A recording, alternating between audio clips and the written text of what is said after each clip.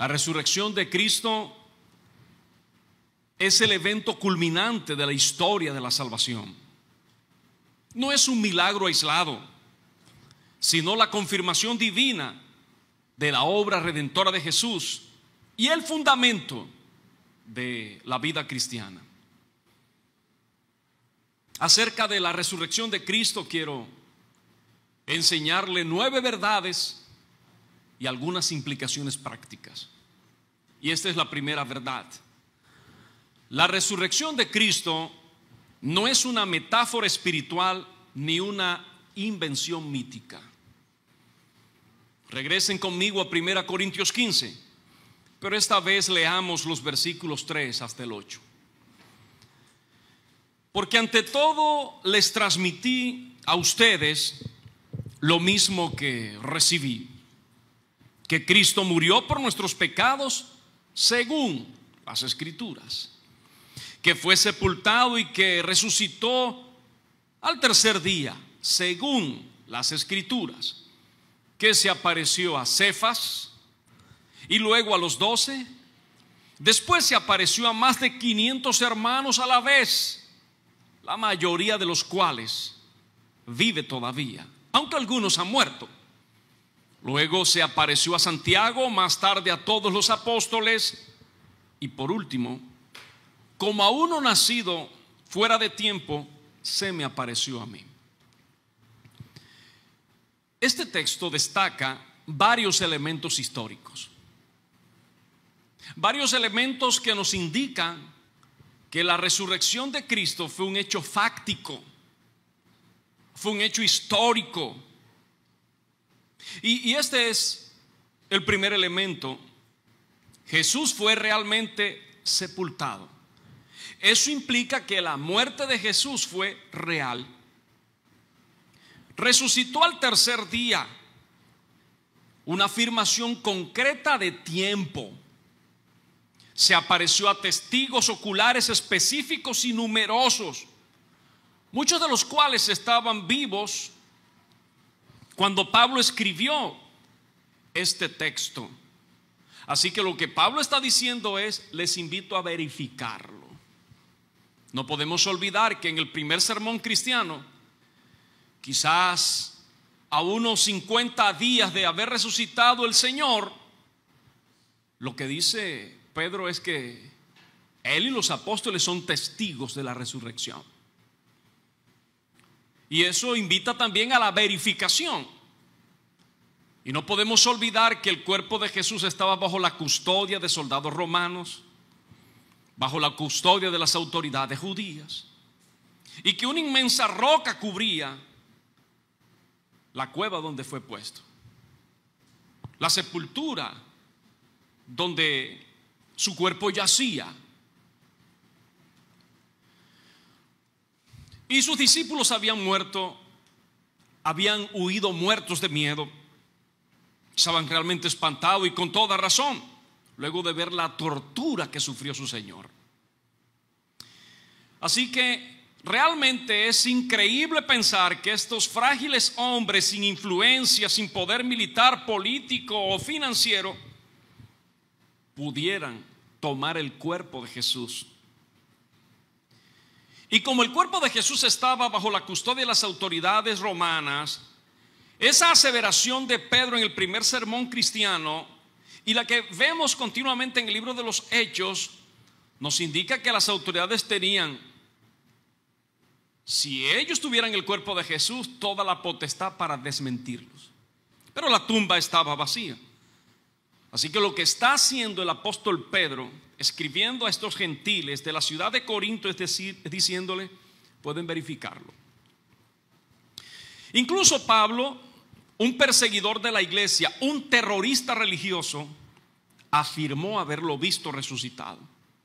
Lo que refuerza la credibilidad del testimonio es la transformación radical que tuvo el apóstol Pablo, de un terrorista religioso a un fiel seguidor de Cristo. Entonces, la resurrección de Cristo fue un evento físico e histórico que ocurrió en tiempo y espacio. Por ello, tenemos nosotros que decir de forma categórica que la mejor manera de explicar el origen del cristianismo es que Jesús realmente resucitó de entre los muertos. Los documentos más antiguos acerca del cristianismo es el perfil de los 4 evangelios. Y dice Juan Gosaín, los 4 evangelios son la crónica mejor contada. Y una crónica es contar las cosas tal como sucedieron. Y aunque no es el espacio para defender la resurrección de Cristo, solamente quisiera hacer mención del relato que leyó hace un instante la pastora Noemí. Es el testimonio de una mujer que lloraba a la tumba del Señor. Si los evangelistas hubiesen tenido la prétera intención de crear una religión o una filosofía, quizás las últimas cosas que hubiesen hecho es colocar mujeres como testigos. Porque en el siglo I y en el contexto grecorromano y aún judío, el testimonio de una mujer en un juicio no es válido, como tampoco el de un niño, ni el de un esclavo. Solo el de hombres libres. Eso te habla a ti de que las cosas fueron contadas tal y como sucedieron. Bien, que los apologistas se encarguen de defender la resurrección de Cristo. El pastor Marvin, predicador del evangelio, proclama la resurrección de Cristo. Hablemos de la segunda verdad de la resurrección de Cristo. La resurrección de Cristo como validación divina. Y aquí quiero que estén muy atentos. Lean conmigo, por favor, Hechos capítulo 2, versículos 32 hasta el 36. A este Jesús Dios lo resucitó, y de ello todos nosotros somos testigos. Exaltado por el poder de Dios, puntos suspensivos, Dios lo ha hecho Señor y Mesías. Lo que está diciendo Pedro allí es que la resurrección de Cristo es la respuesta de Dios al sacrificio de Jesús como agradable a Él, como un sacrificio justo, santo, que satisfizo la justicia divina. La resurrección de Jesús es la validación de que su muerte fue eficaz para el perdón de los pecados. Entonces Dios resucitó a Jesús como señal de aprobación de su misión y de su sacrificio. Ahora, aquí quiero que ustedes agranden sus ojos y afinen sus oídos. Rechazamos la idea de que la resurrección fue el momento en que Jesús fue adoptado como hijo de Dios, con H mayúscula. Esa corriente de pensamiento pseudocristiana se llama adopcionismo. Es el pensamiento que entonces indica que Jesús empezó a ser Dios en el momento de la resurrección. Pero no, la resurrección no creó la divinidad de Jesús, sino que la confirmó y la manifestó públicamente. Sostenemos que Jesús fue siempre divino, que es el eterno Hijo de Dios y que la resurrección es la vindicación de su identidad y misión. Jamás olvide eso. Permítame pasar a la tercera verdad. La resurrección de Cristo fue el centro de la predicación apostólica. Fue el centro de la predicación de la iglesia novotestamentaria. Regresemos a Hechos, al capítulo 3, versículo 15. Ustedes mataron al autor de la vida, pero Dios lo resucitó y de ello somos testigos. No solo predicaban a Cristo crucificado, no solo confrontaron a los líderes judíos y al pueblo como autores de la muerte de Cristo, como culpables de la muerte del Señor, sino que ellos proclamaban a un Cristo resucitado y exaltado. Eso es lo que tú ves, por ejemplo, en el capítulo 2 de Filipenses, donde Pablo habla del despojamiento de Cristo, de la humillación de Cristo, de la muerte y crucifixión de Cristo, la resurrección y la exaltación de Cristo, donde Pablo nos enseña que Cristo, sin dejar de ser Dios, se hizo hombre. Ahora bien, los capítulos 3 y 4 de Hechos nos permiten ver que Pedro constantemente afirma que los apóstoles son testigos de la resurrección. Entonces esto no es solo un mensaje, es el fundamento de la predicación cristiana. Voy a contarte algo. En el año 1997 tomé un curso de predicación o teoría de la predicación, estudiando en el college. Y estudié con un famoso libro de la Casa Bautista de Publicaciones por allí del año 50 del siglo XX, en el cual el autor hablaba de los tipos de sermones.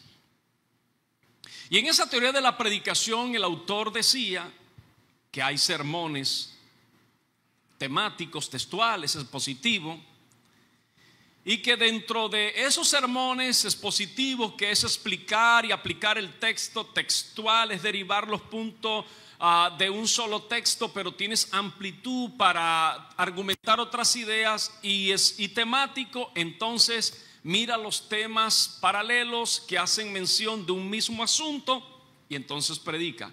Como el sermón que hoy estoy predicando para ti es un sermón temático. Tiene un asunto principal, la resurrección, pero me apoyo en el testimonio de varios textos de la Escritura. Mientras yo enseño lo que realmente dicen los textos de la Escritura, es completamente válido el sermón temático. Para aquellos que aman y casi que adoran la predicación expositiva como si fuera la única forma válida y bíblica de predicar. Mientras explique y aplique el texto, mientras explique el texto correctamente, es así. Es correcto hacerlo. Ahora, es correcta esa predicación, pero ¿a dónde es que yo voy? Al punto que se me dijo que hay sermones de dar aliento, hay sermones doctrinales, sermones teológicos, hay sermones ético-morales y hay sermones evangelísticos. El autor parece que lo que quiso plantear es que deberíamos tener un sermón en el cual solo anunciemos a Cristo, la obra redentora. Yo creo que eso no está mal. Y me gusta más la reflexión que se ha hecho casi más de 75 años después, y es esta: cada sermón que prediquemos de la Escritura, de cualquier texto de la Biblia, de cualquier libro de la Biblia, debe anunciar a Cristo y a este crucificado, sepultado y resucitado. Cada sermón que prediquemos debe llevarnos al fundamento de la resurrección de Cristo, porque esa es la base de nuestra fe. Y si tú solo lees la Biblia sin ver a Cristo, tú estás leyendo quizás un libro de religión, de mucha cultura judía y de otras culturas, y puedes tener valores y principios allí que te pueden servir, pero si tú no miras a Cristo en las Escrituras, difícilmente vas a comprender el mensaje de Dios para ti y encontrarás la salvación. Y cuando ya eres salvo y solo buscas principios por aplicar en esa Escritura y dejas fuera a Cristo, no vas a crecer en tu fe.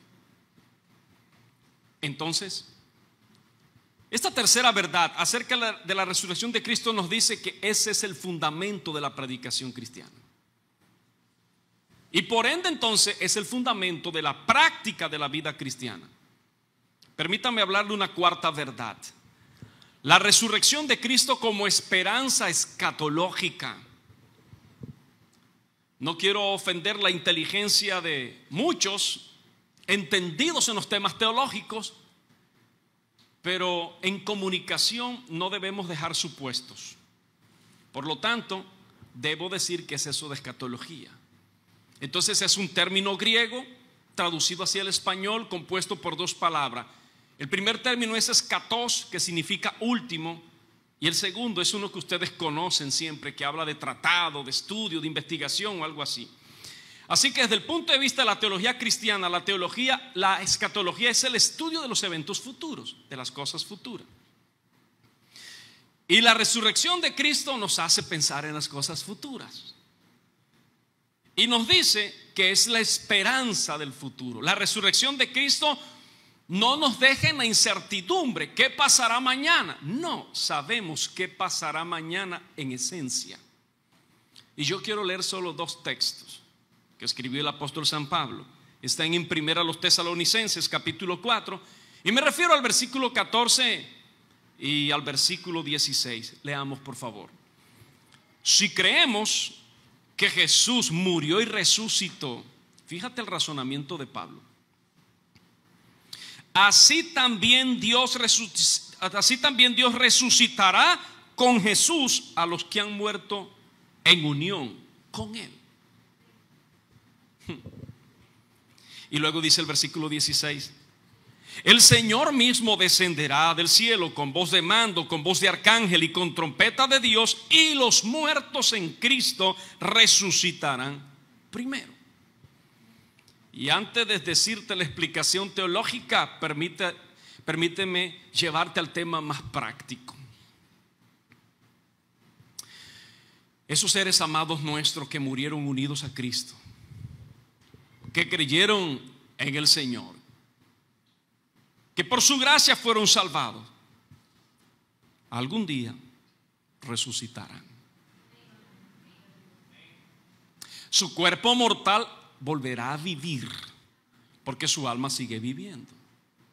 Y aunque no es la explicación del texto, debo decirlo: las personas que mueren en Cristo están con el Señor, conscientes, adorando, celebrando al Señor. No podemos hablar con ellos, no podemos invocar sus nombres, pero ellos están con el Señor.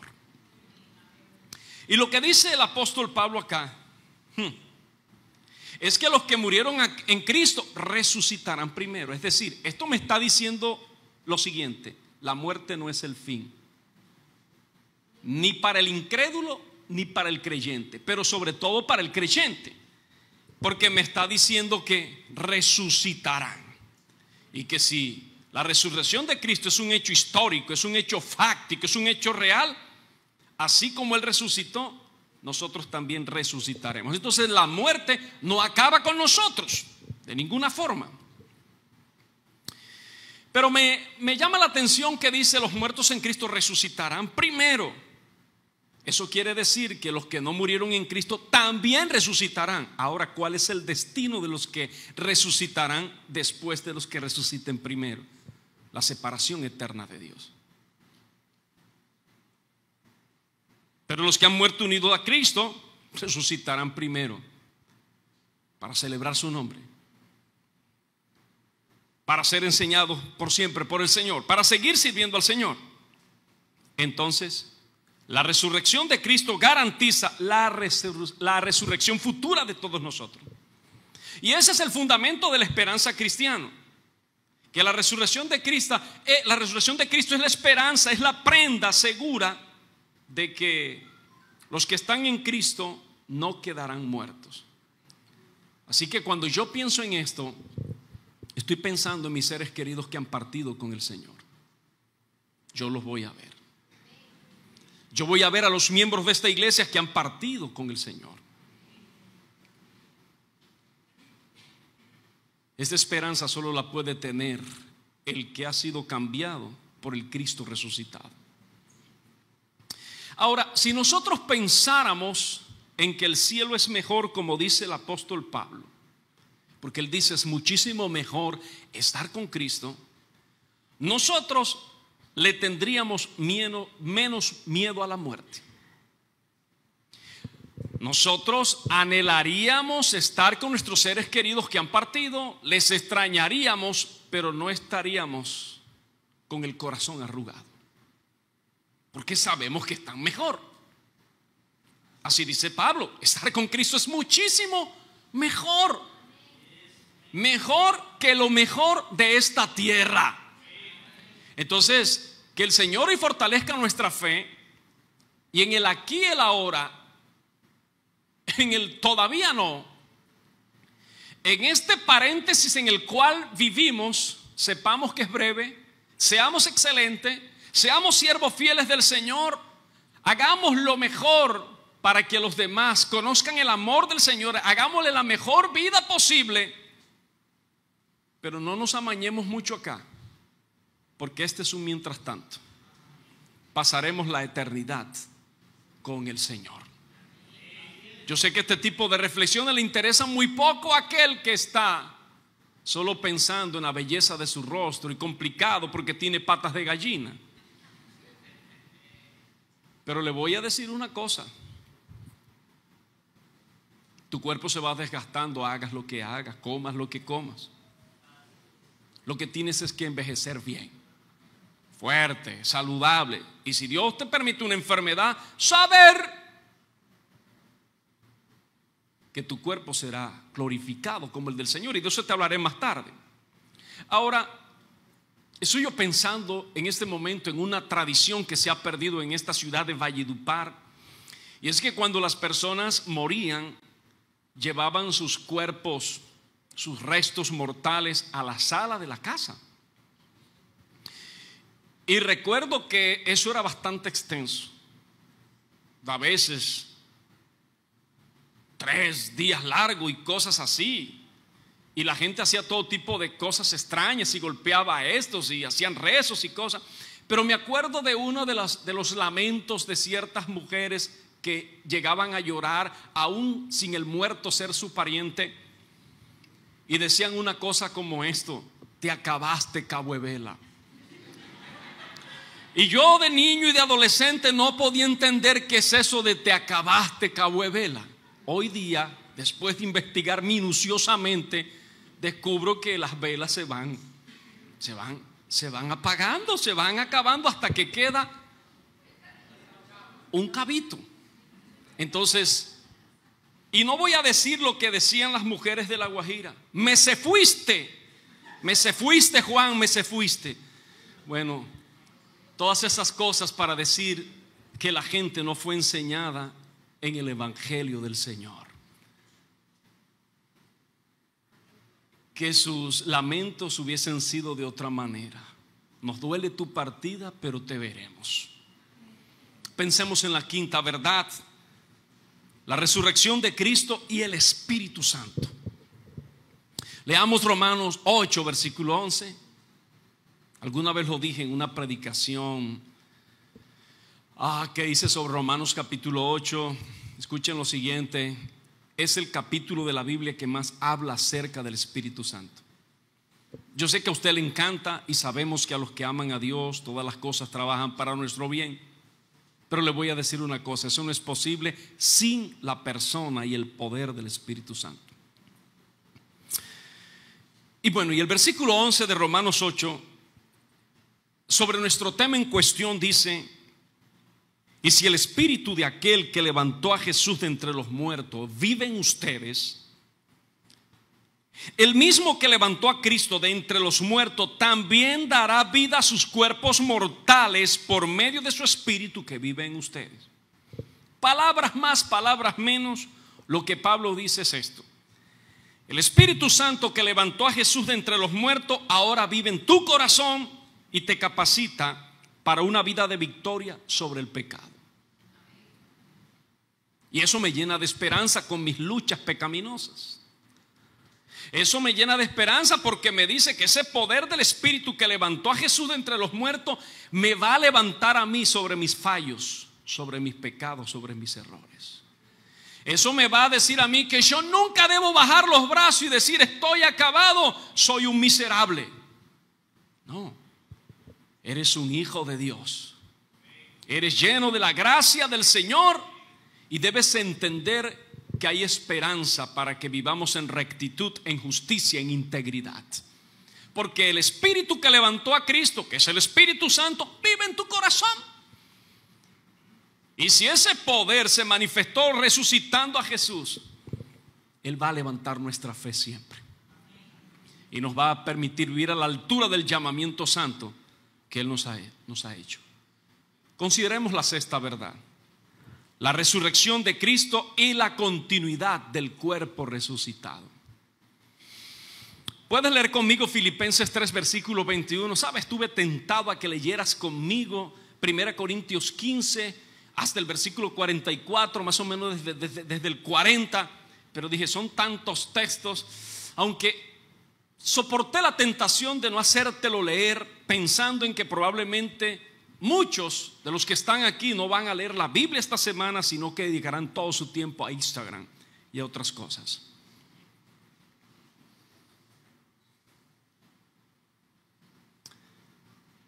Pero dije, a la luz de la resurrección, creo que este pueblo del Señor va a leer la Escritura. Va a ver su Instagram, pero va a leer la Escritura. Regresemos por favor al texto. Filipenses 3 versículos 21. Son algunas cuñas, algunos anuncios. Él transformará nuestro cuerpo miserable, nuestro cuerpo que se enferma, nuestro cuerpo que se envejece, nuestro cuerpo que tiene hambre, nuestro cuerpo que se desequilibra, nuestro cuerpo que tiene afán, ansiedad, que tiene un trastornos hormonales o lo que sea, nuestro cuerpo que a veces no tiene ánimo para muchas cosas. Bueno, ese cuerpo miserable, para que sea, subraye eso, como su cuerpo glorioso, mediante el poder que somete a sí mismo todas las cosas. ¿Qué es lo que entiendes al leer ese texto? Que tu cuerpo será como el de Jesús resucitado. Pregunta: ¿cómo es el cuerpo de Jesús resucitado? ¿Es una figura simplemente? ¿Solo una imagen? No. El cuerpo resucitado de Jesús es el cuerpo físico de Jesús, solo que ya no sujeto a la muerte ni al dolor. Ahora, el cuerpo de Jesús nunca estuvo sujeto al pecado. Y sabemos esto del cuerpo de Jesús porque leemos en los evangelios que hizo algunas cosas que solo puede hacerse con un cuerpo físico. Por ejemplo, Lucas 24 versículos 39 al 43 dice que el cuerpo de Jesús fue capaz de comer, de tocarse y ser reconocido. La única manufactura humana que hay en el cielo son las cicatrices de Jesús, ocasionado por los verdugos romanos. Eso es lo único humano que hay en el cielo.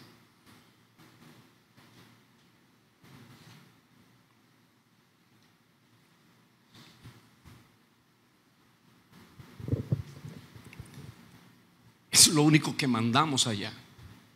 Evidencias de nuestro pecado, de nuestra perversidad, de nuestra maldad, de nuestra rebelión, pero en el cuerpo glorioso del Señor. Por su llaga fuimos curados, y el castigo de nuestra paz fue sobre él. Así como es el cuerpo de Jesús, será el nuestro también. Un cuerpo real, transformado pero físico.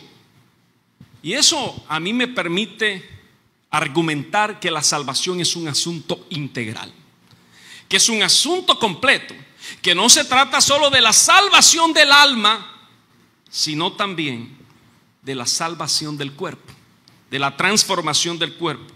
Y si vamos un poco más allá y leemos también Romanos capítulo 8, nos daremos cuenta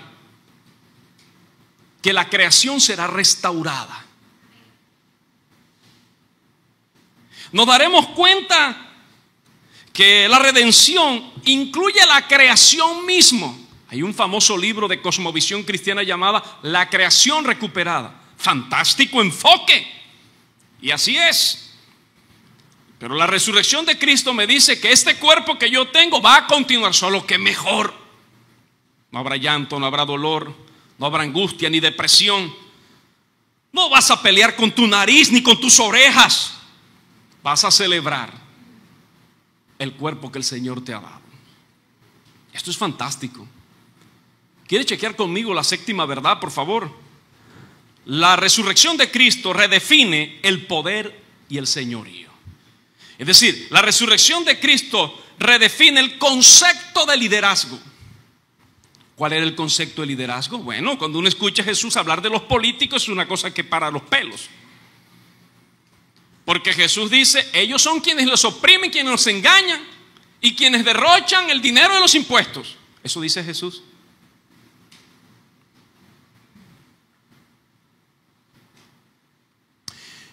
Y cuando Israel pide rey, él le dice, ¿quieren rey? Samuel está cabizbajo, me están rechazando. No es que no es a ti que están rechazando, Samuel, es a mí. Diles que el rey que les voy a dar se va a quedar con sus hijas. Le van a dar sus impuestos, sus cosechas, y sus hijos los va a usar para la guerra. Es lo que quieren, tengan rey. Para ser claro, en política hay que ser completamente realista y vivir con una decepción constante del político y de la política. Si usted vive siempre decepcionado, a usted no lo van a engañar. Usted va a votar porque quiere. Pero usted no va a andar adorando mesías políticos. Usted sabrá que cada político en su gran mayoría es mentiroso, opresor, manipulador.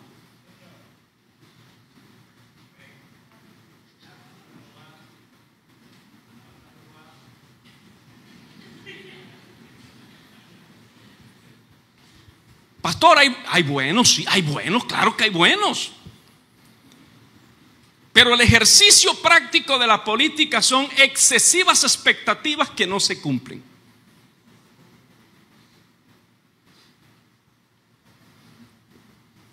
Yo tengo que admitir, aunque he tenido 2 primo hermanos en el Congreso de la República, me decepcionaron. Me imagino que yo también los he decepcionado a ellos como pastor. El liderazgo humano decepciona, pero el de Jesús llena el alma. La resurrección de Cristo, dice Filipenses, redefine ese concepto de poder, de liderazgo, de talento, de capacidad.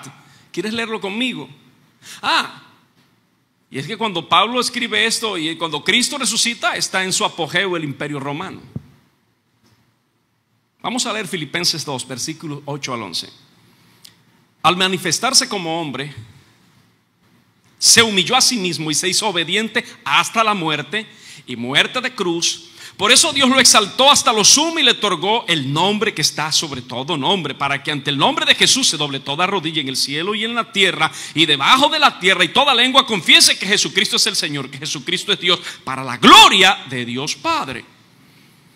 Así que Pablo está hablando acá del desprendimiento de Jesús, del despojamiento de Jesús.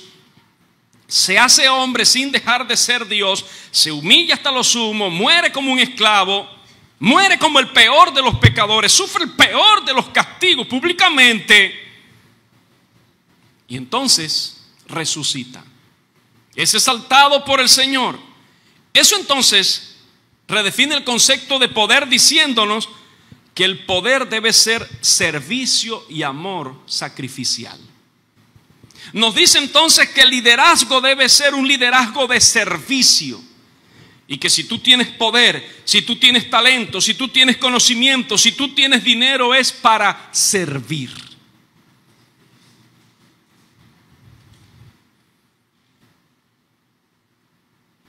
Cuando la Biblia habla de los hombres de Estado, por ejemplo, en Romanos 13, cuando habla del magistrado, ¿qué tal si yo te digo que la palabra que utiliza Pablo para hacer mención del servidor público es la palabra diáconos? Que tú solo lo entiendes como el cargo de alguien en la iglesia cristiana. Pero el diácono o el diaconado es un concepto de servicio. Es un concepto de verte como un esclavo de Dios y de tus hermanos. Jesús, con todo el poder de no servir, decidió servir.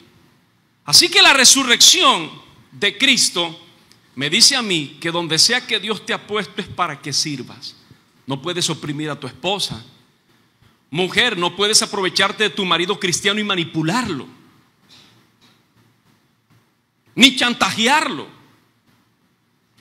Y usted como hombre cristiano puede ser un tirano. Y como padre debemos disciplinar a nuestros hijos sin exasperarlo. ¿Te fijas el concepto de liderazgo?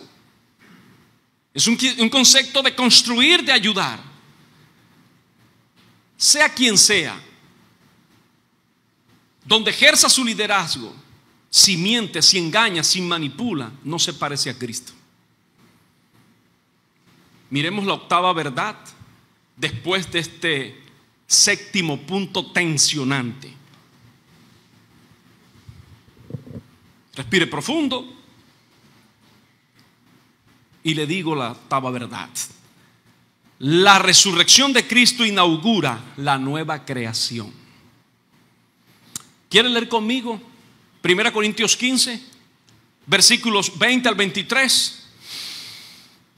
Aprovecha esta manifestación de la gracia de Dios que estás leyendo la Biblia. Y dice así: lo cierto es que Cristo ha sido levantado de entre los muertos, como primicias, subraya ese sustantivo, como primicias de los que murieron. De hecho, ya que la muerte vino por medio de un hombre, también por medio de un hombre viene la resurrección de los muertos. Así como en Adán todos mueren, también en Cristo todos volverán a vivir, pero cada uno en su debido orden. Cristo las primicias, después cuando Él venga los que le pertenecen. Entonces la resurrección, según Pablo, no es solo una promesa de vida después de la muerte, es el inicio de la nueva creación aquí y ahora. Hay un nuevo orden. Algunos dicen que el concepto medular o el tema central de la epístola a los Efesios es la nueva humanidad en Cristo, la que Dios diseñó desde la eternidad. Y la resurrección de Cristo, primicias de los que van a resucitar, es decir, primer fruto de muchos frutos. Es decir, así como pasó con Cristo, pasará con la humanidad que se arrepiente y viene a Él en fe. Entonces, lo que quiere decir esto es que la resurrección no significa escapar del mundo material. Significa la redención del mundo material, del cuerpo y lo que aquí viene. ¿O ustedes no han leído Apocalipsis cuando dice cielo nuevo y tierra nueva? Por eso dejen de asustarse cuando escuchen a unos tales escatólogos, una gente que adivina más que Notre Dame, que el jorobado de Notre Dame. Predicadores impresionantes que asustan a todo el mundo, mantienen nervioso y estresado al cuerpo de Cristo porque no leen Biblia. El mundo no se acabará. El mundo será restaurado. Cielo nuevo y tierra nueva. No te acabaste, Cabo de Vela. Seguirás viviendo. Tendrás un cuerpo que continúa. Esto es lo maravilloso del Señor. Él va a restaurar la creación, incluyendo tu cuerpo. Seguiremos aprendiendo. La ciencia aumentará. Será extraordinario porque el cielo será aquí. ¿O no leíste que dice que la nueva Jerusalén descendía del cielo?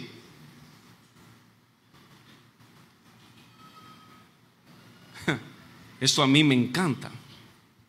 Ahora yo estoy pensando en un coro que cantaban en la iglesia cuando yo era un muchacho, que decía algo así: mi alma volará, mi alma volará, al son de la trompeta mi alma volará. Bueno, eso es cierto, que el creyente va al Señor, pero si la canción tiene que ver con que yo escapo de este mundo, estoy equivocado. El Señor reina. Y esto a mí me dice una cosa: no hay ninguna potestad espiritual maligna que sea dueño de nada. Esto es del Señor. Y me da una ética. Yo debo cuidar la creación, los ríos, los mares. Yo debo mantener mi casa aseada y mi cuerpo también, y alimentarme mejor. Pero en Semana Santa algunos han caído en la tentación de dulces y más dulces. Darán cuenta al Señor por sus obras. Bueno, hablemos de la novena verdad, de la resurrección de Cristo. La resurrección de Cristo es garantía de nuestra justificación. Es garantía de que en efecto hemos sido perdonados por Dios y que cuando lleguemos al cielo no nos va a esperar San Pedro. sino el Señor. Y será fantástico porque habrá un coro de ángeles que va a cantar: bien, buen siervo y fiel. Sobre poco has sido fiel, bien, y entra al gozo de tu Señor.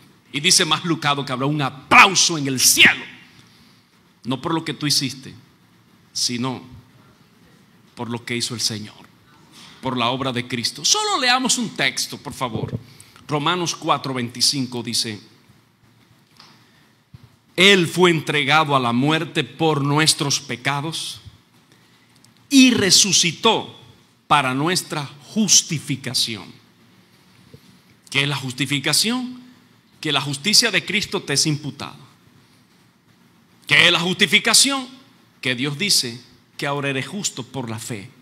¿Qué es la justificación? Que Dios te ha aceptado. ¿Qué es la justificación? De que tienes un lugar para siempre con Él. Mira, la resurrección entonces es la confirmación visible de nuestra justificación. Si Cristo se hubiese quedado en la tumba, no tendríamos la certeza de que nuestros pecados fueron realmente perdonados. Si Cristo solo hubiese muerto y no resucita, no pasa nada. No hubiese ocurrido nada. Solo murió un justo, un rabino carismático que hacía milagros. Elías hizo milagros impresionantes, pero no resucitó. Ni Moisés, ni Isaías, solo Cristo. La resurrección vindicó lo que Jesús dijo que era y siempre ha sido: Dios. Dios mismo tomó nuestro lugar. Entonces la resurrección de Jesús garantiza la victoria sobre el pecado. Si Él dice que yo no tengo cuentas pendientes con la justicia divina, si Él dice que esa sentencia que afirma que por cuanto todos pecaron y están destituidos de la gloria de Dios, en nosotros no se va a cumplir. No estamos destituidos ya de la gloria de Dios, sino que somos herederos de salvación, herederos del perdón en Cristo Jesús. Y si ya yo tengo eso posicionalmente, significa que lo puedo tener aquí ahora. Que por ese poder del Espíritu Santo que le resucitó, por esa resurrección de Cristo que da lugar a la justificación nuestra, si ya yo tengo eso posicionalmente, lo puedo tener en la práctica. En la medida en que crezco en mi vida cristiana, en mi comunión con Cristo, yo iré superando muchos fallos y pecados. Pastor, ¿será que seguiré luchando con uno? Yo creo que no con uno, con unos cuantos, pero vencerás. Así que llénate de esperanza. Y eso a mí me dice que la muerte no podrá conmigo. ¿Y por qué no podrá conmigo? Porque la resurrección también es una persona. Es una verdad que no te voy a enseñar en detalle aquí, que quedaría para un próximo domingo de resurrección si Dios nos da vida y salud. Pero Jesús dijo: yo soy la resurrección y la vida, y el que cree en mí aunque esté muerto vivirá. Así que como hemos creído en Cristo y por la resurrección de Cristo hemos sido justificados, significa que nosotros venceremos la muerte. No podrá retenernos. El último enemigo al que vamos a descabezar es la muerte, dice 1 Corintios 15. Así que ríetele a la muerte, no le tengas miedo a la muerte, porque no podrá contigo, no te va a retener. Y eso también significa que venceremos el infierno. Allá no iremos. A mí esto me encanta. A mí esto me fascina, saber lo que Cristo hizo por mí. Y quiero, en mi 10º punto, y cualquier teórico de la homilética te va a decir: ¿cómo un sermón puede tener 10 puntos? Bueno, puede tener 10 puntos y hablarlo en 50 minutos. Implicaciones prácticas de vivir a la luz de la resurrección de Cristo. Escúchalas. Esperanza firme en la victoria final de Dios. Nosotros vamos a ganar. Somos del equipo ganador. Aquí nadie pierde. Esto es lo que me encanta de las películas americanas. Es predecible el final. Uno ya sabe que Rocky Valdés va a ganar. Ay, Balboa, Ese mismo, bueno. Uno ya sabe que duro de matar es duro de matar, que no se va a morir. Y uno ya sabe lo que va a pasar. O como las novelas mexicanas, uno ya sabe que la pobre muchacha quedará al final con el ricachón. Pero usted se sigue viendo los 200 capítulos porque usted espera lo que usted ya sabe que va a pasar. Dale un aplauso al Señor. Quiero que sepas que ya tú sabes lo que va a pasar. Al final ganará el Señor, ganará la justicia, la esperanza, no habrá pobreza ni habrá miseria. Y a la luz de la resurrección tenemos un compromiso con la transformación del mundo. Sí se puede. Y tenemos una nueva ética que debe reflejar el reino de Dios. Y a la luz de la resurrección puedo afirmar: la muerte no es el fin de mis días. Y hay vida después de la vida. Y esa verdad me consuela en momentos de pérdida y dolor. Y a la luz de la resurrección de Cristo, yo puedo decir que Él es quien dijo que era y que tiene todo poder sobre el pecado y sobre la muerte. Y eso me fortalece y no ando con miedo. Si Cristo está conmigo, el Cristo resucitado, no tengo miedo. ¿O no dice el salmista: aun si voy por valles de sombra de muerte, no temeré mal alguno, porque el Cristo resucitado va contigo? ¿Quisieras celebrarlo también? ¿Quisieras aplaudir eso? Es una verdad. Eso es vivir a la luz de la resurrección. Bueno, y a mí eso sí que me encanta, ¿sabes? Saber que la resurrección de Cristo me demuestra que Él es un Dios vivo, que está activo, se preocupa por mí, que está trabajando por mí, que no duerme el que me cuida. Eso es fuente de consuelo y de fe en momentos difíciles. Él va conmigo cuando estoy colgado en todas las tarjetas de crédito y me da la fuerza para pagar ese billete. Pero en lo que lo pago no contestaré una llamada del banco. La resurrección, entonces, no conteste, pague pero no conteste. La resurrección impulsa la proclamación del evangelio. Saber que Cristo está vivo es que la gente será transformada, que la gente sentirá el amor genuino de Dios, que la gente vendrá al arrepentimiento. Si Cristo está vivo, este mensaje que hoy te predico está vivo. La resurrección de Cristo es el corazón del evangelio, la base de la salvación y la esperanza futura, y el motor de la misión de la iglesia. Amén y amén. Oremos. Oh Dios,